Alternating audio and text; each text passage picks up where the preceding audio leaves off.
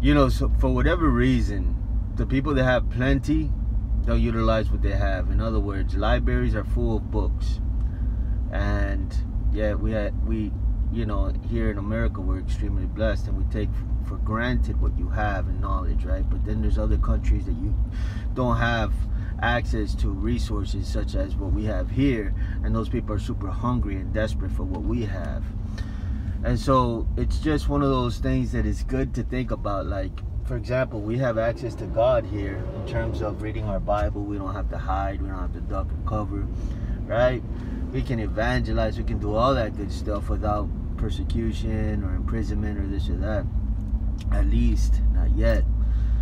And you know, it's just, for me, you can get a relationship with God as close as you want to be. It's available to everybody, right? But some people are more hungry than others because it's off the market for them. And so it's like, it goes back to the Garden of Eden. Remember when Adam and Eve were told, hey, you could have all these trees, but you can't have this particular tree right here?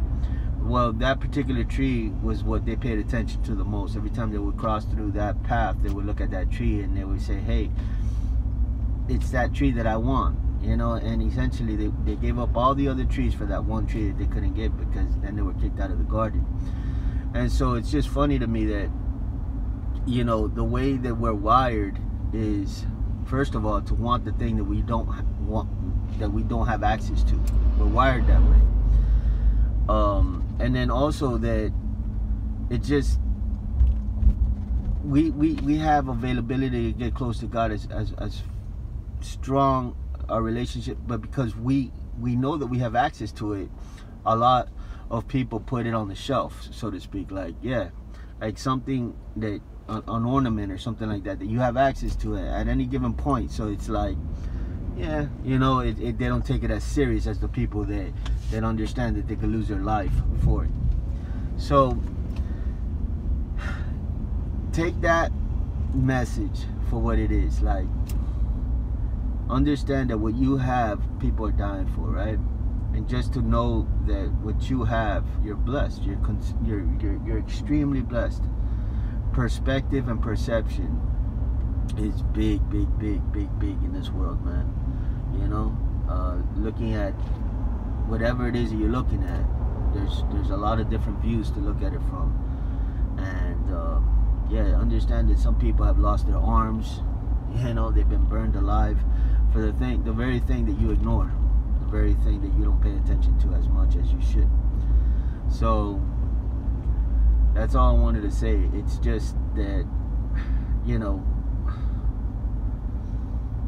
I don't know if you follow me, but it's one of those things that it's like having an ice cream shop and you're having all these flavors. And so then people that live in a desert, you know, they look at this ice cream shop and it's like, what do you want? I'll do anything for a lick of ice cream, right? Because I'm hot, I'm thirsty, etc., whatever. And you're like, you're the owner of this thing, and you're like, I don't care for this that much, you know, because you've come accustomed to it or familiar with it, or, you know, you see it every day, you have it every day. And so it's like that type of attitude.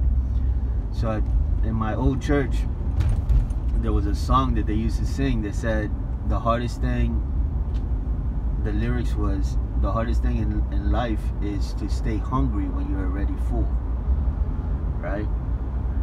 And I'll leave you with this: hunger for God, you know, to be hungry to pursuit of God is really important, you know, because if you're not hungry, you're not going to pursue the things of God.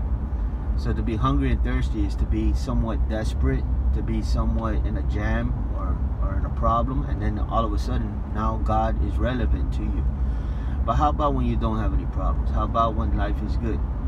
Well, that's when it's hard to be hungry, but you have to stir yourself up to, you know, it's not just about needing Him, but loving Him and wanting Him in your life daily.